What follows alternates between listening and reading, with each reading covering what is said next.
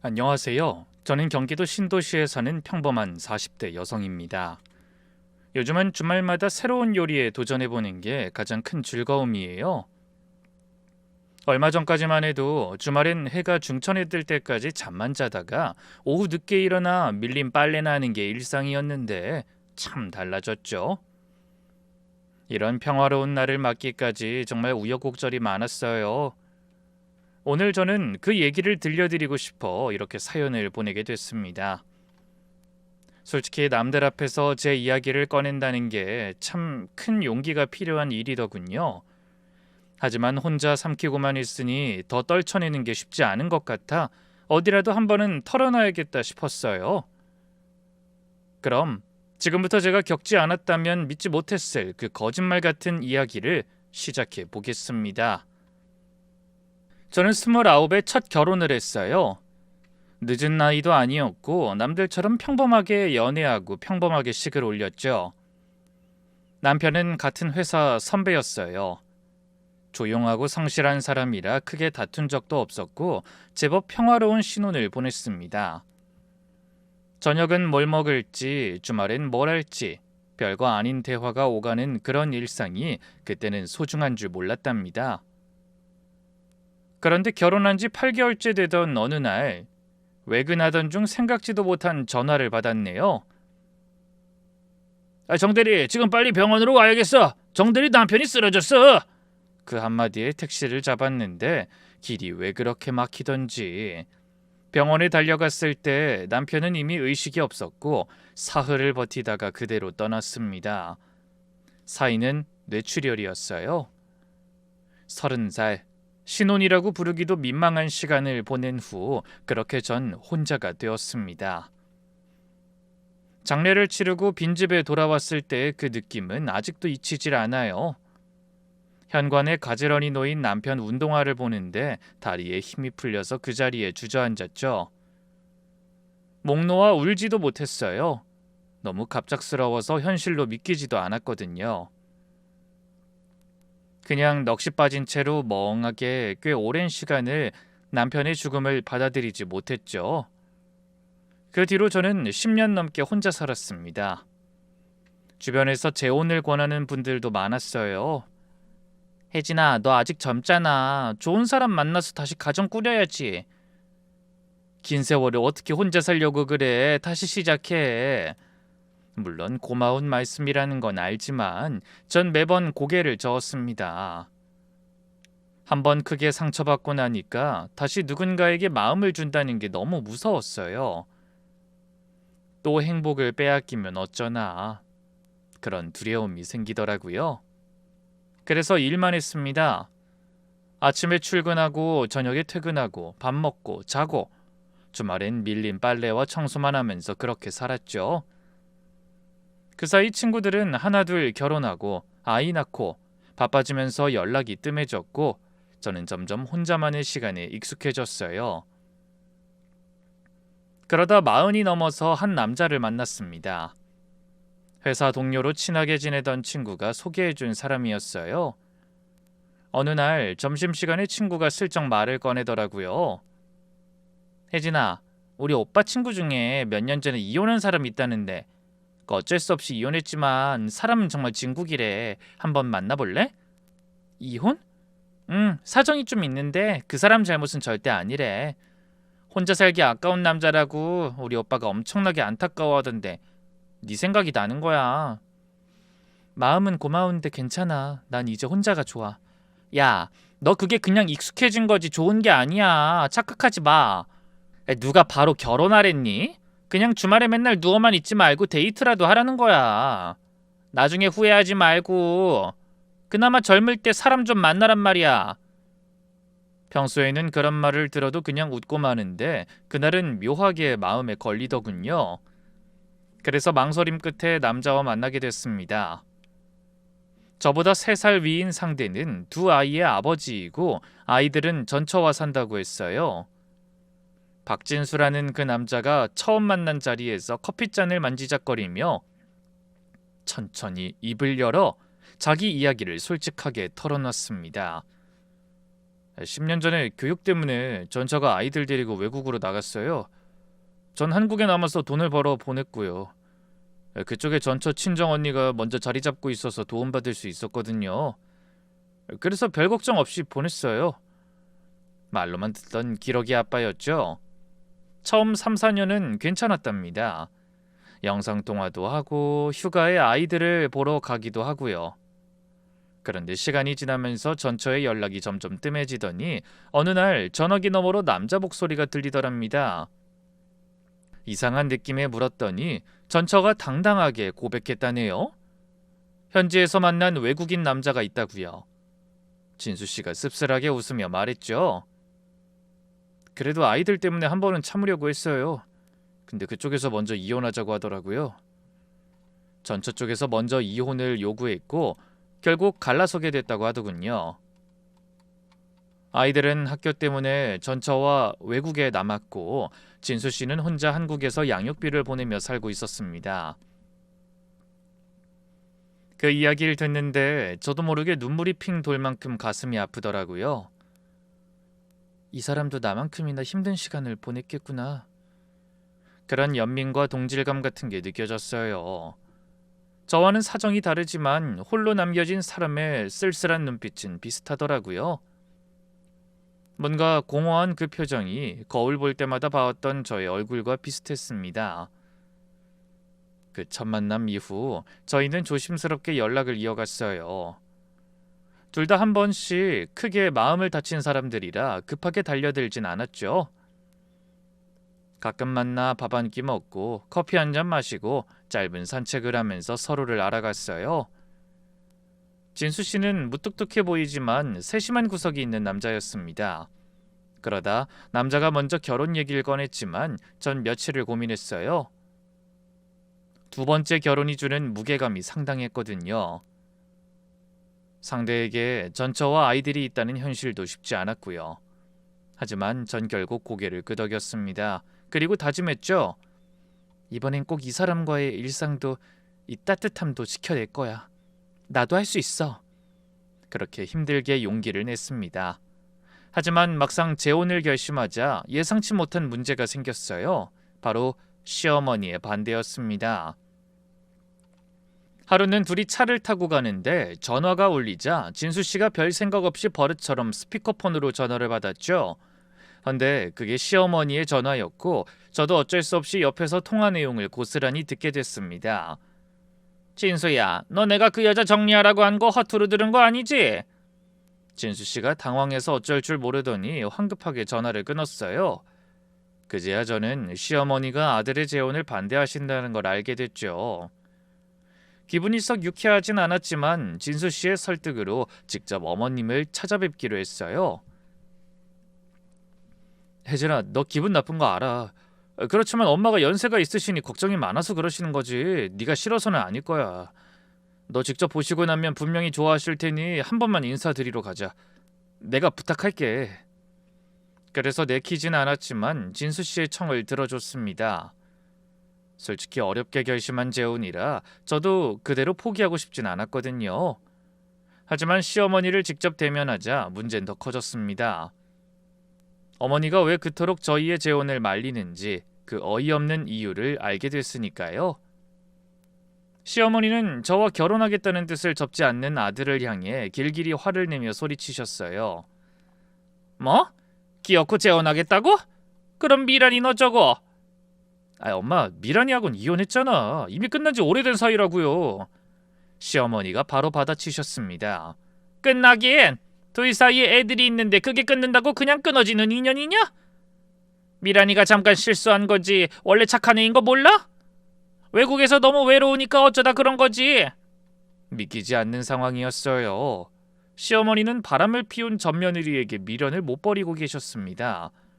그러더니 마치 저를 가정 있는 남자 꼬여낸 여우처럼 노려보시며 이런 막말을 퍼부으셨어요. 결혼한 지 1년도 안 돼서 남편이 죽었다며? 이런 박복한 애랑 엮이면 네 팔자도 꼬여. 절대 안 된다. 그 말씀이 제 가슴에 대모처럼 박혔습니다. 남편을 일찍 떠나보낸 게 제 잘못인가요? 제가 복이 없어서 남편이 쓰러진 건가요? 처음 보는 사람에게 고작 한 줄짜리 사연만 듣고 박복하다는 딱지를 붙이시다니 속이 부글부글 끓었어요. 하지만 진수 씨 앞에선 내색하지 않으려 꾹 참았습니다. 안 그래도 저한테 미안해서 어쩔 줄 몰라 했거든요. 혜진아, 정말 미안해. 우리 엄마가 애들 때문에 저러셔. 내가 재혼하면 애들이 상처받을까 봐. 근데 꼭 설득할 거야. 걱정하지 말고 제발 나 한 번만 믿고 기다려줘. 제 손을 잡고 간절하게 매달리는 사람을 밀어낼 수 없어 고개를 끄덕였습니다. 그 후로 진수 씨는 재혼을 강하게 밀어붙였어요. 몇 번이나 시어머니를 찾아가 이야기했고 전화로도 설득하는 것 같더군요. 그러다 가끔 언성이 높아지기도 했어요. 엄마가 반대해도 난 혜진이랑 결혼해. 싫으시면 결혼식에 안 오셔도 돼요. 그 말을 듣자 흔들리던 마음이 굳어졌어요. 저에 대한 남자의 마음이 진심이라는 확신이 들더라고요. 결국 시어머니는 마지못해 결혼을 허락하셨습니다. 아니, 허락이라고 하기도 못하네요. 그냥 더 이상 반대해봤자 아들이 꺾이지 않을 걸 아시고 포기했다는 게 맞는 말 같아요. 그렇게 힘든 과정을 거쳐 결혼 준비가 시작됐습니다. 하지만 시어머니의 태도는 허락하기 전과 달라진 게 하나도 없었습니다. 오히려 더 노골적으로 절 밀어내셨죠. 예단을 준비해서 보여드리면 한숨부터 쉬셨습니다. 아휴, 미란이 땐 이것보다 훨씬 나았는데 질이 많이 떨어지네. 작은 식장을 잡아 친지들만 모시겠다고 하자 또 입이 삐죽이셨어요. 그렇게 도둑장가처럼 갈 거 뭐 하려고 하는지 모르겠네. 재혼이 무슨 자랑이라고. 대충 사진이나 찍고 말아라. 미란이랑 결혼할 때 화려하고 예쁘게 다 해봤잖아. 제가 뭘 준비하든 무조건 전며느리 얘기를 꺼내며 비교하셨습니다. 전며느리가 외국에서 다른 남자와 바람을 피워 이혼한 사람이라는 건 아무 상관이 없는 것 같았어요. 시어머니의 머릿속에서 전며느리는 여전히 완벽한 여자였고 전 그 자리를 뺏은 불청객이었습니다. 결혼식 날도 마찬가지였어요. 시어머니가 오시긴 오셨는데 얼굴은 잔칫집에 온 사람의 표정이 아니었습니다. 손님들 앞에서 웃지도 않으셨고 축하 인사를 받을 때도 웃음 대신 한숨으로 답하셨죠. 저희 친정 부모님이 당황하시는 게 보여서 너무나 죄송했어요. 결혼 후에도 시어머니는 변하지 않으시더군요. 명절에 시댁을 방문했더니 제가 정성 들여 만든 음식에는 손도 안 대면서 한마디 하셨습니다. 미란이는 잡채를 기가 막히게 했는데. 미란이는 전을 얼마나 잘 부쳤는지 아니? 걔는 타고난 살림꾼이었어. 제대로 맛을 보시지도 않고 비교부터 하시니 전 부엌에 서 있는 것 자체가 수치스러웠습니다. 그리고 시어머니가 입버릇처럼 하시는 말씀도 있었어요. 남편만 없으면 저한테 대놓고 이러셨죠. 너만 아니었으면 우리 미란이가 아직도 내 며느리였을 텐데. 그냥 놔두면 그 애들 분명히 다시 합쳤을 거다. 두 사람 사이에 자식이 있는데 네가 끼어들어서 재결합을 못한 거 아니야? 그런 얘기를 계속 듣다 보니 솔직히 저도 사람인지라 이가 갈렸습니다. 어떻게 새로 맞은 며느리 앞에서 그런 말씀을 하실 수 있는지 이해가 안 됐죠. 제가 남편과 재혼하지 않는다고 해서 두 사람이 재결합했을 거란 보장이 어딨나요?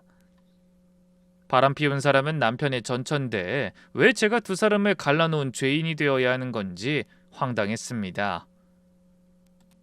하지만 결혼하고 몇 달이 지나도 시어머니의 태도는 쉽게 변하지 않았어요. 저는 아들의 새로운 배우자가 아니라 그저 전며느리와 아들의 재결합을 가로막는 방해물이라는 게 시어머니 눈에 비친 저였습니다. 너무 속이 터지는 날이면 저는 몰래 화장실에 들어가 수건으로 얼굴을 누르고 소리 없이 울기도 했어요. 그리고 거울을 보며 저한테 주문을 걸듯 말했죠. 참아 혜진아, 두 번째 결혼은 실패하고 싶지 않잖아. 시어머니도 시간이 지나면 마음을 여실 거야. 네가 조금만 더 힘내서 잘해봐. 남편은 항상 네 편이니까. 그렇게 마음을 다잡으며 더 노력했습니다. 특별한 날이 아니어도 시어머니를 찾아뵙고 비싼 건강식품도 사들고 갔습니다. 전화도 자주 드렸어요. 어머니 식사하셨어요? 요즘 감기가 유행이라는데 건강 조심하세요. 그래도 시어머니는 대답 대신 한숨을 내쉬거나 짧게 대답만 하고 끊으셨죠.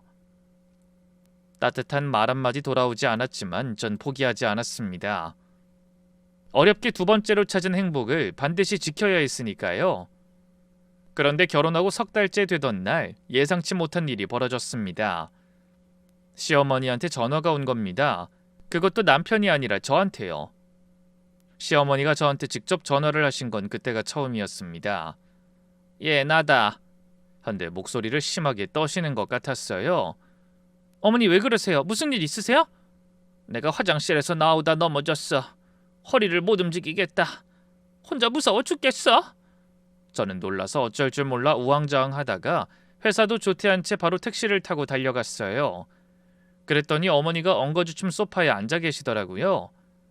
다행히 생각보다 상태가 심각해 보이진 않았지만 걱정되는 마음에 병원에 모셔가려고 했죠. 하지만 어머니는 손사래를 치며 이렇게 말씀하셨어요. 아니야, 병원 갈 정도는 아니고 내가 자주 가는 한의원이나 데려다줘. 거기서 침 한번 맞으면 돼. 어머니 그래도 병원 가서 사진을 찍어봐야 하지 않을까요? 아이 괜찮다니까 그러네. 얼른 나 일으키기나 해라. 그래서 어쩔 수 없이 한의원으로 모셔갔죠. 치료 끝난 다음에는 집에 어머니를 모셔다 드리고 간단하게 장을 봐서 드시기 편하도록 전복죽도 끓여드렸습니다. 그리고 다음날 퇴근하며 좋은 사고를 사서 시댁으로가 푹 고아드리고 어머님 곁에서 화장실 가시는 것도 도와드렸죠. 그런 노력 덕인지 어머님이 저를 대하시는 말투가 조금은 부드러워지신 것 같더군요. 남편도 정말 고마워했어요. 여보 진짜 고마워. 이럴 때 당신이 있으니 정말 든든하다. 아이 뭘, 며느리가 당연히 이 정도는 해야지. 그런데 흐뭇하게 웃던 남편의 얼굴이 갑자기 어두워지는 게 보여 제가 물었죠. 갑자기 표정이 왜 그래? 무슨 일 있어? 아니 그런 게 아니라 이걸 좋은 일이라고 해야 하나 안 좋은 일이라고 해야 하나. 저는 궁금증이 일어 재차 물었습니다. 왜? 무슨 일인데? 그게 엄마가... 남편이 주저하며 입을 여는데 어머니 얘기인 것 같아 심장이 두근거렸어요. 혹시 제가 뭘 잘못한 건 아닌지 걱정이 되더라고요. 하지만 남편의 입에서는 상상도 하지 못한 얘기가 나왔습니다. 엄마가 당신한테 좀 마음을 열게 된 건지 갑자기 혼자 살기 겁난다고 같이 살고 싶어 하시네. 전에는 합치자고 해도 혼자가 편하다고 하시더니 이번에 넘어지면서 좀 겁이 나셨나 봐. 뜻밖의 말에 솔직히 마음이 편하진 않았습니다. 결혼 석 달 만에 시어머니와 합가라니 생각도 못한 일이었죠. 게다가 그동안 절 그렇게 못마땅해 하신 분과 한 지붕 아래서 산다는 건 선뜻 고개가 끄덕여지는 일은 아니었습니다. 하지만 다른 한편으론 이런 생각도 들었어요. 어쩌면 이게 기회일 수도 있어. 가끔 보니까 벽이 안 어우러지는 거지. 같이 살면서 매일 얼굴을 맞대다 보면 어머니도 내 진심을 알아주시지 않을까? 요 며칠만 봐도 많이 부드러워지셨잖아. 그래서 받아들였습니다. 흔쾌히라고 하기엔 마음에 걸리는 것들이 많았지만 적어도 거부하진 않았죠. 그리고 정성을 다해 시어머니 방도 꾸미고 좋아하실 만한 이불과 베개도 새로 장만했습니다. 냉장고에는 어머니가 드실 반찬을 미리 만들어 채워뒀고요. 그렇게 갑작스럽게 합가가 시작되고 첫날을 보내게 됐습니다. 하지만 그날이 제 인생에서 가장 긴 하루가 될 줄 그땐 미처 몰랐네요. 시어머니는 짐을 옮기고 저녁을 먹는 동안에도 말수가 적으셨어요. 그래도 제가 차려드린 저녁은 남기지 않고 드시더군요. 된장찌개에 계란말이, 시금치 나물까지요. 평소 같으면 폭풍 잔소리를 하시거나 젓가락도 안 드셨을 텐데 그날은 묵묵히 밥그릇을 다 비우시더라고요. 전 그것만으로도 마음이 놓였습니다. 그래, 조금씩 나아지고 있는 거야. 같이 살다 보면 금방 괜찮아질 것 같은데? 그런 생각을 하며 편안하게 눈을 감았죠. 그런데 새벽에 이상한 기척이 느껴져 눈이 떠졌습니다. 제가 잠기도 밝고 좀 예민한 편이거든요. 분명히 이불 밑에서 뭔가가 움직이는 느낌이 들었어요. 고개를 돌려 옆을 봤더니 남편은 코를 골며 깊이 잠들어 있더군요. 그런데 그때 또 이불 속에서 뭔가가 스르륵 움직이는 게 느껴졌습니다. 갑자기 등줄기를 타고 서늘한 한기가 올라오더라고요. 뭐지? 내가 너무 예민한 건가? 그래서 숨을 죽이고 가만히 있는데 역시나 같은 움직임이 느껴졌어요. 분명히 이불 속 침대 밑에서 뭔가가 꿈틀거리고 있었습니다. 그리고 이불이 들썩일 때마다 어디선가 코를 찌르는 술 냄새가 풍겨왔어요. 저희 부부들 다 술을 안 마셨는데 그 냄새가 대체 어디서 나는 건지 모르겠더라고요. 당연히 심장이 미친 듯이 뛰기 시작했습니다. 저는 침을 꿀꺽 삼키며 떨리는 손으로 천천히 이불자락을 들쳐 올렸어요. 이불을 걷자 술 냄새가 더욱 진하게 나더군요. 코를 킁킁거리며 냄새를 따라가 보니 남편 옆에서 나는 것 같더라고요. 그래서 창으로 들어오는 약한 불빛의 의지에 남편 옆 침대를 살펴보다 순간적으로 온몸이 굳어버리고 말았습니다. 믿기지 않는 일이 일어나고 있었거든요. 침대 밑에 주저앉은 누군가가 제 남편의 얼굴을 손으로 쓰다듬고 있었던 겁니다. 그것도 긴 머리를 늘어뜨린 낯선 여자가 말이죠. 지독한 향수 냄새에 짙은 술 냄새가 뒤섞여 코를 찌르는 향을 잔뜩 풍기면서요.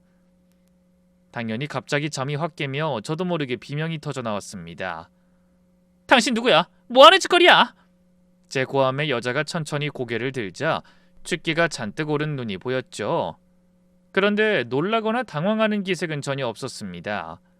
오히려 담담하게, 아니 뻔뻔하게 절 올려다보며 입을 열더라고요. 뭐하긴? 이 자리가 원래 내 자리니까 찾으러 온 거지. 온몸이 오싹했습니다.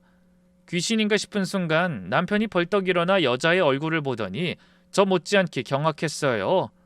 그러더니 예상치 못한 이름을 내뱉었습니다. 유미란, 너 이게 무슨 짓이야? 여긴 어떻게 들어왔어? 유미란. 그 이름을 듣는 순간 저도 너무 놀라 입을 틀어막았습니다. 술에 떡이 된 채 믿기 힘든 기행을 펼친 여자의 정체가 바로 남편의 전처였기 때문이죠. 그 여자가 이혼한 전 남편의 신혼집, 그것도 부부가 쓰는 침대 밑에서 남의 남자가 된 사람의 얼굴을 주무르고 있었던 겁니다. 하지만 여자는 전혀 당황하지 않고 비틀거리며 일어나 앉더니 제가 보는 앞에서 남편에게 매달렸어요. 자기야, 내가 잘못한 거 알아. 그래도 우리 떨어져 지내기 전에는 좋았잖아. 제발 애들 봐서라도 다시 합치자. 나 지금 진심으로 후회하고 있어. 그래서 언니한테 애들도 부탁하고 당신 마음 돌리려고 이렇게 혼자 들어온 거야. 여자가 입을 열 때마다 술 냄새가 훅훅 끼쳐왔습니다. 전 온몸이 떨려 참지 못하고 소리쳤죠. 당신 뭐야? 나가! 지금 당장 나가라고! 하지만 여자는 눈을 부릅뜨고 오히려 저를 향해 신경질적으로 외쳤어요. 나가긴 내가 왜 나가? 여기가 원래 내 자리라니까? 정말 기가 막혔습니다. 한밤중에 남의 집에 술 퍼먹고 들어와서 남의 남자 몸에 손댄 여자가 저한테 적반하장으로 큰 소리를 치더라고요. 그때 남편이 전처의 팔을 잡고 거칠게 밖으로 끌어내며 소리쳤어요. 야 유미란, 정신 차려! 너 지금 뭐하는 거야? 여기 어떻게 들어왔냐고 묻잖아! 그 말에 여자가 낄낄거리며 대답하더군요. 그런데 그 말에 저는 머리를 한 대 세게 얻어맞은 것 같은 기분을 느껴야 했습니다. 어떻게 들어오긴, 어머니가 문 열어주시고 당신 방이 여기라고 친절하게 알려주셨는데? 그 순간 복도에서 부스럭거리는 소리가 나더니 시어머니가 나타나셨어요. 그때까지만 해도 전 여자가 헛소리하는 거라며 시어머니를 믿었습니다. 그리고 당연히 어머니가 전 며느리를 나무라실 거라고 생각했죠. 한밤중에 남의 부부 침실에 들어온 여자를 혼내시는 건 당연한 거잖아요. 그런데 시어머니는 여자에게로 다가가 어깨를 감싸 안더니 이렇게 말씀하셨어요. 아유 미란아, 화장실 간다더니 왜 이러고 있어?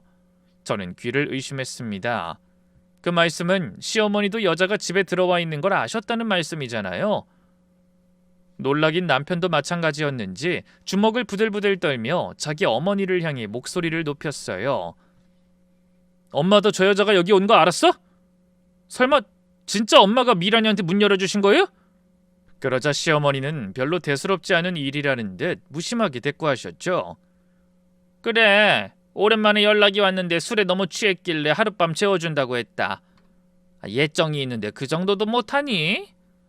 너무 기가 차더라고요. 한밤중에 아들이 재혼에 차린 신혼집에 맏며느리를 드리고도 전혀 미안해하거나 동요하지 않으셨어요. 남편은 허공에 대고 탄식처럼 한숨을 내뱉더니 이를 갈며 말했습니다. 엄마, 난 이제 저 여자가 아니라 혜진이 남편이야. 이 집은 우리 신혼집이고 대체 왜 이러는 거예요? 하지만 시어머니는 아들의 말을 못 들은 척 고개를 돌리시더니 맏며느리의 어깨를 다독이며 안쓰러운 표정만 지으셨죠. 제 쪽으론 눈길 한번 주지 않으셨어요. 마치 그 공간에서 저는 없는 사람 취급하셨죠. 남편은 한숨을 내쉬며 다시 전처의 팔을 잡고 현관 밖으로 끌고 갔습니다. 여자는 끌려가면서도 저를 향해 소리쳤어요. 이걸로 끝인 줄 알아? 나 또 올 거야. 두고 봐. 이 남자 옆은 내 자리라고. 남편이 여자에게 이를 갈며 말했습니다. 닥쳐! 한 번만 더 이런 미친 짓 하면 당장 경찰 부를 테니까 그런 줄 알아. 하지만 여자는 여전히 거만한 표정으로 절 노려보다 끌려나갔습니다. 잠시 후 남편이 여자를 택시에 태워 보냈다며 돌아왔어요. 그때 저는 안방 화장대에 앉아 멍하니 벽만 바라보고 있었죠. 너무 놀라서 그런지 눈물도 안 나오더군요. 황당하고 어이없는 와중에 허탈함이 밀려왔어요. 시어머니와의 관계가 좋아지고 있다고 생각했는데 그게 저만의 착각이었다는 생각에 온몸에 힘이 쭉 빠지더라고요. 잠옷바람으로 나갔다가 온 남편은 제 앞에 무릎을 꿇었습니다. 여보, 혜진아, 진짜 미안해. 내가 당신한테 정말 면목이 없다. 이런 일이 생길 줄은 전혀 몰랐어. 엄마한테 내일 확실히 말할게. 다신 이런 일 없도록 단단히 못 박을게. 저는 말없이 고개만 끄덕였어요. 남편을 보니 저도 모르게 울음이 터질 것 같아 간신히 참았거든요. 그날 밤 남편도 저도 잠은 한숨도 못 잤습니다. 천장을 올려다보고 누워 계속 같은 생각만 했죠. 시어머니가 문을 열어주신 거야. 거기다 안방까지 알려주시고 이건 맏며느리를 아들 이불 속에 들여보낸 거나 마찬가지야. 내가 옆에 있는 걸 뻔히 아시면서 대체 왜 내가 그렇게 싫으셨던 거야? 아무리 맏며느리가 그립다고 해도 그건 있을 수 없는 비상식적인 일이자 저를 내쫓겠다는 선전포고 같았습니다. 일이 그쯤 되니 저도 오기가 생기더라고요. 대체 그 여자가 뭐 그리 대단하게 며느리 노릇을 잘했다고 바람까지 피운 여자를 다시 못 데려와서 안달하시는 거지? 좋아, 누가 이기나 해보자. 나한텐 진수씨가 있잖아. 어머니가 아무리 기를 쓰셔도 본인이 그 여자라면 치를 떠는데 어쩌시겠어. 하지만 그건 그저 시작에 불과했어요. 며칠 뒤 저를 뒷목 잡게 하는 일이 또다시 벌어졌거든요. 침실 사건 이후 그래도 하루 이틀은 조용했습니다. 남편이 시어머니한테 단단히 말씀드린 것 같더라고요. 시어머니도 저를 대하는 태도가 좀 누그러지신 것 같았고 맏며느리의 이름도 입에 올리지 않으셨죠. 아들한테 한 소리 들으셨으니 이제 좀 괜찮으려나? 그렇게 기대했습니다. 하지만 그 평화는 일주일을 넘기지 못했어요. 그날은 거래처에서 갑작스럽게 미팅을 취소하는 바람에 외부에서 바로 퇴근하게 됐습니다. 평소보다 2시간쯤 이른 시간에 퇴근한 거예요. 그래서 기분 좋게 마트에 들러 소고기를 사들고 집으로 향했습니다. 오랜만에 갈비찜이라도 해서 시어머니께도 대접하고 식사 분위기도 좋게 만들어 볼 생각이었죠. 헌데 현관문을 열고 들어서자 주방 쪽에서 웃음소리가 흘러나왔습니다. 합가하고 거의 처음 듣는 시어머니의 웃음소리였어요. 얼른 안으로 들어서며 현관 바닥을 살펴보자 낯선 여자 신발이 놓여 있더라고요. 누가 놀러 왔나 보네? 부엌에서는 익숙한 냄새가 풍겨왔습니다. 미역국 냄새였어요. 내가 안 끓였는데 어머님이 요리도 하셨나 보구나. 오늘 기분 좋으신가 본데? 저는 반가운 마음에 서둘러 신발을 벗었죠. 하지만 웃으며 주방으로 들어서는 순간 다리에 힘이 풀려 하마터면 주저앉을 뻔했습니다. 식탁에 그 여자 유미란이 앉아 있었던 거예요. 앞에는 미역국, 잡채, 생선구이, 나물까지 제대로 된 한상이 차려져 있었습니다. 시어머니가 그 앞치마를 두르고 여자의 밥그릇에 밥을 수북하게 퍼주고 계셨어요. 미라나 많이 먹어라. 미국에서는 생일상도 제대로 못 받았지? 올해는 내가 챙겨주는 거야. 너 미역국 좋아하잖아. 많이 먹어라. 감사해요, 어머니. 이혼하고 어머니 미역국이 제일 그립더라고요. 빨리 그 일랑 합쳐야 저도 어머니 음식 마음껏 먹고 어머니도 애들 편히 보실 텐데. 그런 말을 하며 두 사람이 다정하게 마주보고 웃고 있었죠. 영락없이 다정한 고부지간의 생일 풍경 그 자체였습니다. 문제는 며느리가 있어야 할 자리에 제간 그 여자가 있었다는 거죠. 그때 여자가 고개를 돌리다 부엌 앞에 서 있는 절 봤어요. 그래도 역시나 놀라는 기색은 전혀 없었습니다. 오히려 입꼬리를 살짝 올리며 저를 위아래로 훑어보더군요. 마트 봉투를 들고 어안이 벙벙한 표정으로 서 있는 제 꼴이 우스웠던 모양이었어요. 마치 저를 남의 집에 불쑥 찾아온 불청객같이 바라보는 눈빛이었죠. 저는 참다 분노가 터지고 말았어요. 어머니 지금 뭐 하시는 거예요? 저 여자를 이 집에 또 들여서 생일상까지 차려주신 거예요? 하지만 시어머니는 저보다 더 화를 내며 언성을 높이셨습니다. 그래, 내가 내 아들 집에 누굴 들이든 그건 내 맘이지. 네가 무슨 권리로 야단이야? 얘는 엄연히 내 손님으로 온 거야. 내가 타지에서 고생하는 며느리 미역국 한 그릇 끓여준 게 그리 잘못이냐? 이래서 속 좁은 여자는 안 된다니까. 뭐라고요? 며느리라뇨? 이 여자가 왜 어머니 며느리예요? 지금 진수씨 아는 저라고요. 정식으로 혼인신고한 법적 부인이요. 그래도 시어머니는 콧방귀를 끼며 대수롭지 않다는 듯 말씀하셨어요. 그깟 종이 쪼가리가 뭐가 중요하다고 그래? 네가 아무리 난리쳐도 나한테 며느린 미란이 하나야. 손주를 둘이나 낳은 애가 있는데 네가 어디서 큰소리야? 당당한 시어머니의 말씀에 기가 막혀서 말이 안 나왔습니다. 그 모습을 여유 있게 지켜보던 여자가 천천히 자리에서 일어서더니 안타까운 표정으로 시어머니를 말렸어요. 아니에요. 제가 나갈게요. 전 어머님 마음이면 충분히 감사해요. 저 때문에 분란 일어나면 안 되죠. 또 연락드릴게요. 그러더니 가방을 들고 나가면서 저를 스쳐 지나갔어요. 그때 제 귀에 대고 나직하게 한마디 하더군요. 너무 힘 빼지 마. 피곤하잖아. 그래봐야 넌 나한테 안 돼. 그 말투에서 알 수 있었어요. 이 여자가 뭔가 단단히 믿는 구석이 있지 않고선 저렇게 여유 있게 나올 수가 없는데? 도대체 뭐지? 진짜 애들이랑 어머니 믿고 까부는 건가? 찜찜한 기분이 들었지만 그때는 알 수가 없었습니다. 여자의 뒤를 쫓아가시던 시어머니가 저를 죽일 듯이 노려보셨지만 저는 머리가 복잡해 아무 말도 하지 않고 방으로 들어와 버렸어요. 그날 야근을 마치고 늦게 퇴근한 남편에게 낮에 있었던 일을 전부 말했습니다. 그러려고 한 건 아닌데 제 서름에 눈물까지 나더라고요. 남편은 얼굴이 하얘지더니 주먹을 불끈 쥐며 말했어요. 또? 도대체 엄마 왜 그러시는 거야 진짜. 미치겠네. 미안해. 정말 다시는 그런 짓 못하시게 더 확실히 말할게. 이번엔 진짜야. 저도 그 말을 믿고 싶었습니다. 남편의 마음이 확고해 보이니 걱정할 거 없다고 생각하려 했죠. 하지만 며칠 후 또 사건이 일어났어요.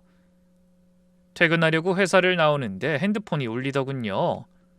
오랜만에 대학 동창한테 온 문자였어요. 남편끼리도 동갑이라 결혼 전부터 부부 동반으로 자주 어울리던 아주 친한 친구였습니다. 그런데 그 친구가 사진 한 장과 함께 이런 문자 메시지를 보냈더라고요. 혜진아, 이거 네 남편 맞지? 지금 지나가다 보여서. 심장이 덜컥 내려앉아 떨리는 손으로 사진을 열어봤어요. 배경은 어느 식당이었는데 창가 쪽 테이블에 낯익은 세 사람이 마주 앉아 있었습니다. 한쪽에 시어머니와 남편의 전처가 나란히 앉고 그 맞은편에 제 남편이 앉아 있는 게 보였어요. 시어머니가 여자의 손을 잡고 계셨고 남편의 표정은 돌처럼 굳어 있었습니다. 순간 눈앞이 캄캄해지더라고요. 저는 지하철로 들어가려던 발길을 돌려 얼른 택시를 잡아탔어요. 그리고 사진 속에 보이는 식당으로 향했습니다. 상호가 나디거 자세히 보니 남편 회사 근처 일식집이었어요. 거리가 멀지 않아 바로 갈 수 있겠더라고요. 택시가 달리는 동안 배신감에 핸드폰을 쥔 손이 덜덜 떨려왔습니다. 다신 그런 짓 못하게 하겠다고 큰소리 치더니 본인이 그 자리에 앉아있잖아. 잠시 후 저는 10여 분 만에 문제의 식당 앞에 도착했습니다. 하지만 바로 그 자리까지 들어가진 않았어요. 먼저 상황을 확인하고 싶어 식당 입구 옆 빈 테이블에 앉았죠.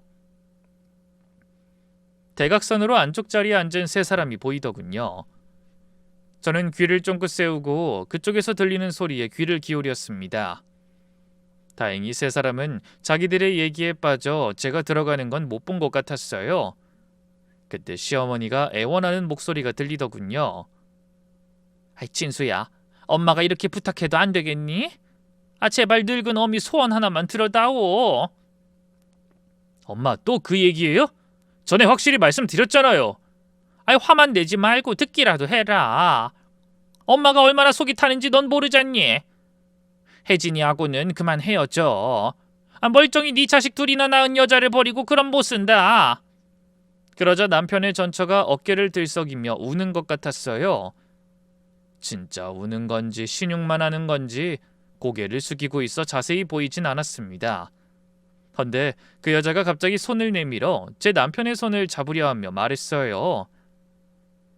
진수씨, 나 진짜 반성 많이 했어. 믿어줘. 그땐 내가 미쳤었나 봐.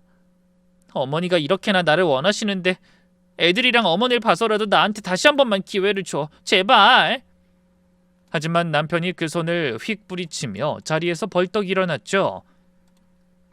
무슨 말 같지도 않은 소리야. 애들한테 내가 할 도리 다 하면서 양육비 잘 보내고 있잖아. 나중에 애들 한국 들어오면 내 책임도 다 할 거야. 그리고 내가 이러는 건 혜진이 때문이 아니야. 재혼을 안 했다고 해도 난 이제 너라면 소름이 돋을 만큼 싫다고. 그런 여자랑 어떻게 살아? 그러더니 고개를 돌려 시어머니를 향해서도 으르렁거리듯 말했어요. 엄마, 다신 이런 자리 만들지 마세요. 나 이제 정말 안 참아요. 그리고 의자를 밀치며 나오던 남편과 놀라서 바라보던 제 눈이 딱 마주쳤습니다. 그 순간 남편의 얼굴이 사색으로 변하는 걸 보고 제가 먼저 자리를 박차고 나와버렸죠. 차마 그 자리에 더 있을 수가 없었거든요. 남편이 저를 따라 나와 팔을 잡으며 다급하게 말했어요. 혜진아, 내 말 좀 들어봐. 제발 오해하지 마. 오해? 어머니한테 똑부러지게 말하겠다던 사람이 저 자리에 왜 앉아 있어? 그래놓고 뭘 오해하지 말라는 거야? 제 차가운 반응에 남편이 두 손으로 얼굴을 감싸며 말했습니다. 당신이 생각하는 그런 거 아니야. 엄마가 퇴근 시간에 회사 앞으로 찾아오셨어.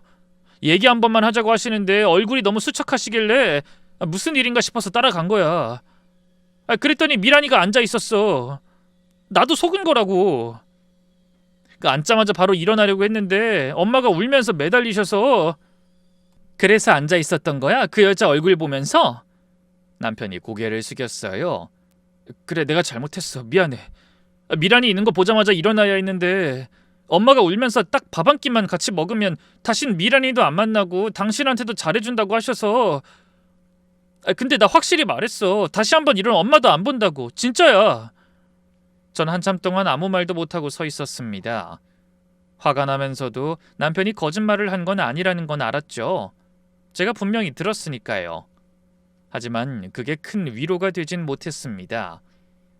어쨌든 남편이 저 모르게 전처와 만나고 있었던 건 사실이니까요. 집으로 돌아오는 차 안에서도 전 한마디도 하지 않고 창밖만 바라보며 생각했어요. 어머닌 대체 왜 저러시는 걸까? 언제까지 사람을 이렇게 피말리게 괴롭히실 거지? 전 며느리가 바람 피우는 걸 뻔히 아시면서 왜 그토록 여자에게 집착하시는 건지 모르겠더군요. 손주야, 방학 때 한국에 오면 만나시면 되는 건데 제가 있다고 손주를 못 보고 사시는 것도 아니잖아요. 그런데 왜 굳이 아들을 이혼시키고 바람 피운 전처와 다시 합치게 만들려고 기를 쓰시는 건지 이유가 궁금했습니다. 단순히 전 며느리가 그리운 것 치고는 정도가 너무 심했어요. 더구나 당사자인 아들이 싫다는데 왜 그러시는 건지 알 수가 없었죠. 시어머니의 집착이 이상하다는 건 느꼈지만 이유를 알 길이 없었던 겁니다. 그런데 얼마 후 아주 우연한 기회에 저는 그런 시어머니의 행동 뒤에 숨겨진 놀라운 비밀을 알게 됐어요. 그것도 전혀 예상치 못한 방법으로 말이죠.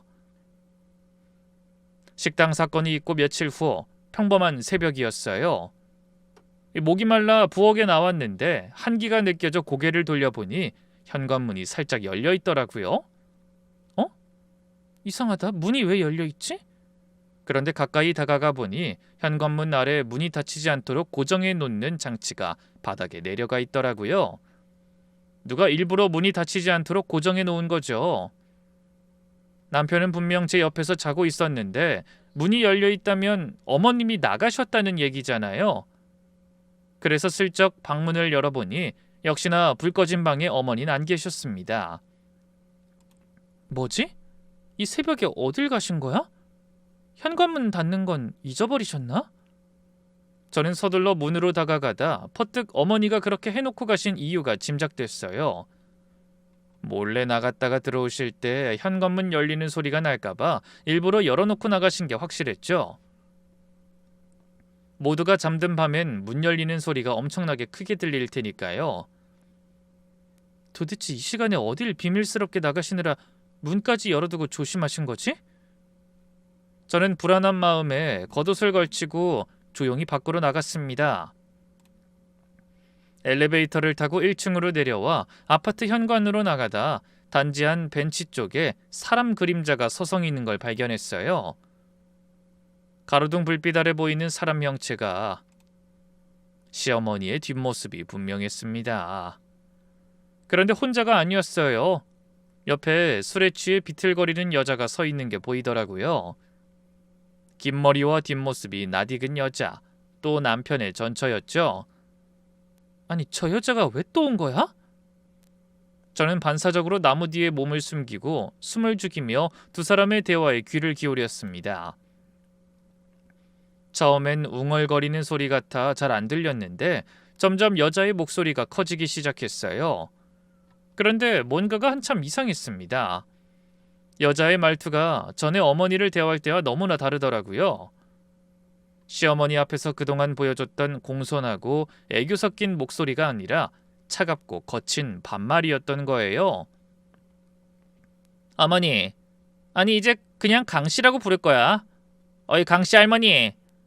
처음엔 술에 취해서 주사를 부리는 거라고 생각했어요. 그래도 전에는 그렇게 공손하게 애교를 부리더니 갑자기 돌변해서 반말까지 하다니 황당하더군요. 그런데 더 이상한 건 시어머니의 반응이었습니다. 아무리 이혼했어도 새파랗게 어린 맏며느리가 막말하는데 그걸 가만히 듣고 계시더라니까요. 아니 그냥 듣고 있다기보다 그 여자가 자신을 부를 때마다 움찔거리시는 것 같았어요. 술주정하는 여자를 나무라긴커녕 눈치를 보시는 것 같았죠. 그때 여자가 또 잔뜩 분노에 찬 목소리로 시어머니를 향해 소리치는 게 들렸어요. 당신 일을 그따위로밖에 못해? 내가 어머니 하면서 대접해주니까 아직도 현실 파악이 잘 안 되나 봐? 시어머니가 쩔쩔매며 답하셨어요. 아니야 미란아, 그런 게 아니라. 시끄러! 나랑 진수씨 재결합하게 해준다고 1억이나 빌려가더니 재혼은 막지도 못하고 당장 이혼시킨다더니 그것도 못하고 있잖아. 합가만 하면 그딴 여자 금방 내쫓을 수 있다고 큰소리치더니 이게 뭐냐고! 아직도 그 여자가 멀쩡히 안방 차지하고 내 남자 옆에 붙어서 자고 있잖아. 에이, 미란아, 조금만 더 기다려줘. 내가 더 들볶으면 그게 더는 못 견디고 나갈 거야. 더 기다려? 도대체 언제까지 기다려야 하는데? 벌써 몇 달째야? 내가 오죽 답답하면 이렇게 비행기까지 타고 날아왔겠냐고. 여자가 버럭버럭 소리를 지르더니 한 발 더 다가서며 시어머니의 얼굴을 들여다보고 이런 말을 내뱉었습니다. 그렇게 못하겠으면 그냥 내 돈 갚아. 당신이 사채 갚겠다고 가져간 1억 한 푼도 빼먹지 말고 당장 갚으라고. 저는 화들짝 놀라 얼음처럼 그 자리에서 굳어버리고 말았어요. 남편의 전처가 시어머니에게 돈을 빌려줬다는 겁니다. 저는 머릿속이 하얘져서 어쩔 줄 모르고 있는데 시어머니가 덜덜 떨리는 손을 들어 여자를 말렸어요. 미란아, 그 큰 돈을 내가 어떻게 갚아? 제발 내 사정도 좀 봐줘라. 하지만 여자는 시어머니를 더 세게 몰아붙였습니다. 내가 그 돈 공짜로 준 줄 알아? 네 아들이랑 재결합하면 안 갚아도 된다고 한 거지. 그냥 준 게 아니라고. 그게 우리 계약 조건이라는 거 잊었어? 못하겠으면 그냥 1억 토해내든가. 심장이 쿵쿵거려서 숨쉬기가 힘들었어요. 하지만 여자의 입에서는 이내 더 충격적인 말이 쏟아져 나왔습니다. 아니면 내가 네 아들한테 직접 말할까? 너희 엄마가 제비한테 속아서 사채까지 끌어다 쓰고 빚쟁이한테 쫓겨서 나한테 울면서 전화해서 매달렸다고. 그리고 집까지 팔아 빚을 갚아도 안 되니까 거짓말로 넘어진 척 너희 집에 얹혀 사는 거라고. 미란아, 제발 그것만은. 그럼 이건 어때? 나한테 1억 빌리는 조건으로 세면일이 내쫓겠다고 약속했다고. 다 말해? 제비, 사채, 빚쟁이. 순간 머릿속에서 퍼즐 조각들이 단번에 맞춰졌습니다. 시어머니는 다리에 힘이 풀린 듯 벤치에 주저앉으셨어요. 그리고 떨리는 목소리로 처절하게 여자에게 매달리셨죠. 미란아, 제발 진수한테만은 말하지 말아줘. 부탁이야. 여자가 시어머니를 차갑게 내려다보며 말했습니다. 좋아, 한 달. 딱 한 달만 더 줄게. 그 안에 이혼 못 시키면 나 당신 비밀 다 까발리고 1억에 대해서 대여금 반환 소송 들어갈 거야. 알아서 해. 그러더니 여자가 비틀거리며 몸을 돌려 어둠 속으로 사라졌어요. 시어머니는 혼자 벤치에 나와 고개를 숙였습니다. 가로등 불빛 아래로 어깨가 들썩이는 게 보이더군요. 소리 없이 흐느끼고 있는 게 확실했죠. 멀리서 그 모습을 지켜보던 저는 한숨을 쉬며 핸드폰을 들고 있던 손을 내려놨어요. 저는 두 사람이 만나는 모습을 발견하자마자 본능적으로 핸드폰을 꺼내 들고 모든 장면을 녹화하고 있었거든요. 그래서 여자의 협박과 막말, 시어머니의 애원과 비밀이 모조리 제 핸드폰에 영상으로 기록돼 있었죠. 잠시 후 무거운 마음을 안고 집에 돌아와 침대에 누웠지만 손의 떨림이 멈추지 않았습니다. 머릿속으로 조금 전에 오가던 대화와 그간의 상황을 하나하나 떠올려 봤어요. 여자의 말을 들어보니 시어머니가 어쩌다 남자를 잘못 만나 사채까지 끌어다 갖다 바친 모양이었어요. 쉽게 말해 사기를 당하신 거죠. 그 바람에 빚이 눈덩이처럼 불어나고 사채업자가 집 앞까지 찾아와 행패를 부리자 감당이 안 되셨던 거예요. 그래서 집까지 팔아야 하는 처지가 됐지만 그걸로도 부족했던 거죠. 아들한테는 차마 말을 못하고 그때 손 벌린 곳이 하필 전며느리였던 겁니다. 남편과 재혼하기 전에 전처의 친정이 부유했다는 말을 들은 기억이 나더군요. 시어머니는 아들의 전처에게 매달려 1억을 빌렸지만 공짜가 아니었던 거예요. 그 여자는 외국에서 사귀던 남자와 헤어지고 다시 전 남편한테 돌아가고 싶었던 차에 시어머니에게 조건을 걸고 돈을 빌려준 겁니다. 아들과 재결합할 수 있게 해주면 1억은 갚지 않아도 된다는. 하지만 예상치 않게 남편이 저와의 결혼을 선언했고 놀란 시어머니가 기를 쓰고 재혼을 말리신 거죠. 하지만 아들이 말을 듣지 않고 결혼을 감행하자 저를 못 잡아먹어 안달하신 겁니다.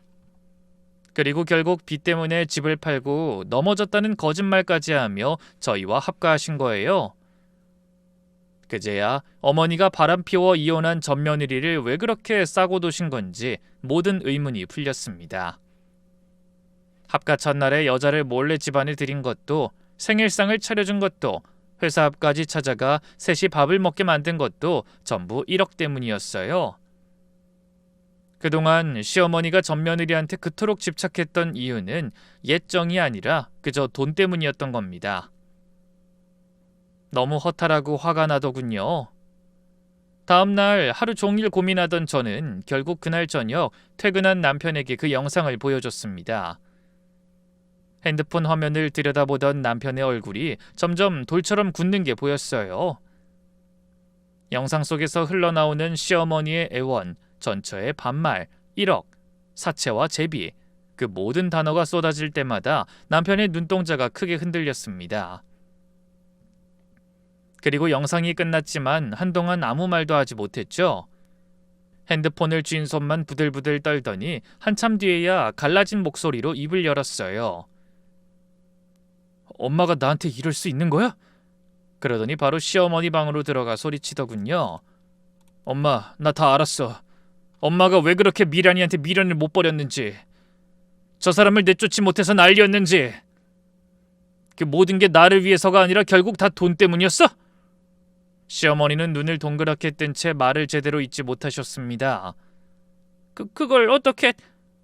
진수야, 내 말 좀 들어봐. 꼭 돈 때문이 아니라 난 정말 애들이랑 널 위해서... 됐어!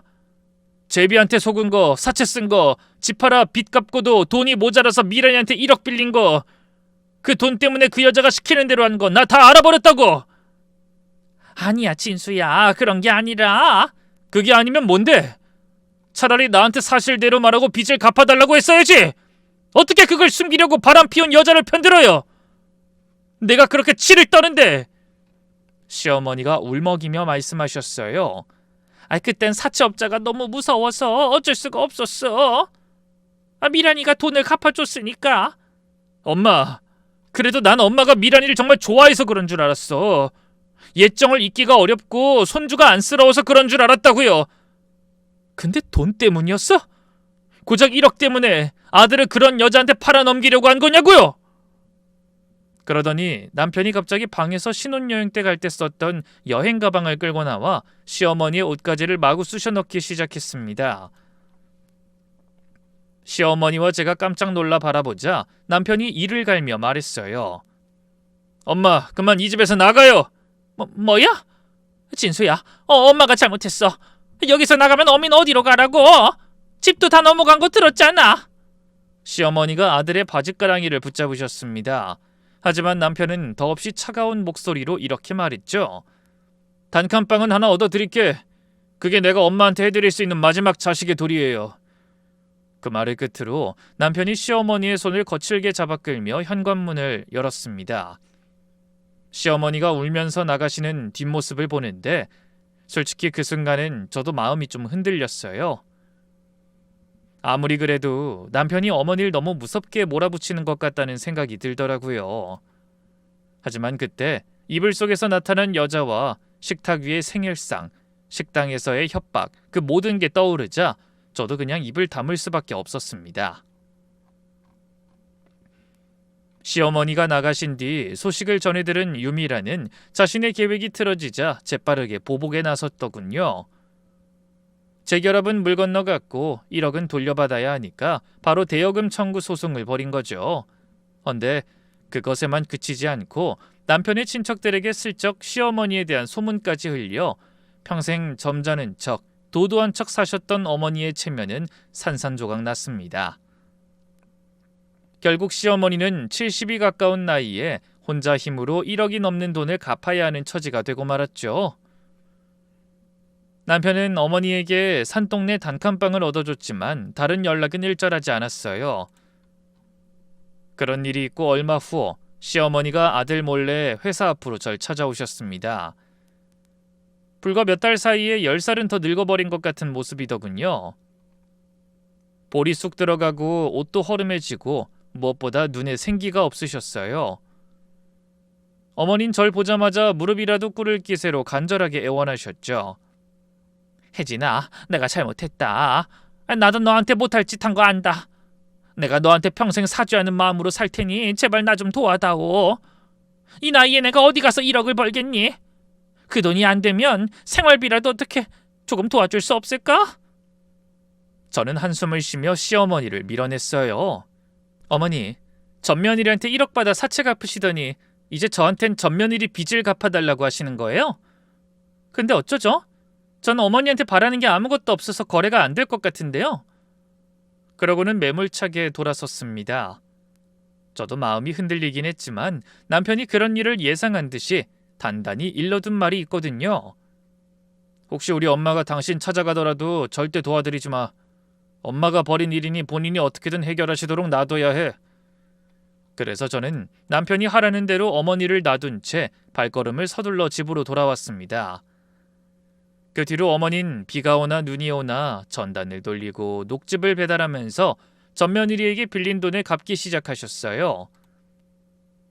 낮에는 식당에서 설거지도 하시는 모양이었죠. 남편은 친척들을 통해 시어머니의 소식을 전해 들으며 아주 최소한의 도움만 드리고 있어요. 물론 어머니가 잘못하셨고 저도 아직 마음이 다 풀어진 건 아니지만 그래도 그런 소식을 들으면 마음이 편하지만은 않습니다. 죄는 미워하더라도 사람은 미워하지 말라고 했으니 부디 더 늦기 전에 어머니가 진심으로 자신의 잘못을 뉘우치고 아들과의 관계를 회복하시기를 진심으로 바라고 있네요. 그럼 부끄러운 제 과거사에 귀 기울여 주신 모든 분께 감사를 전하며 저는 이만 물러가겠습니다. 모두 건강하고 행복하세요.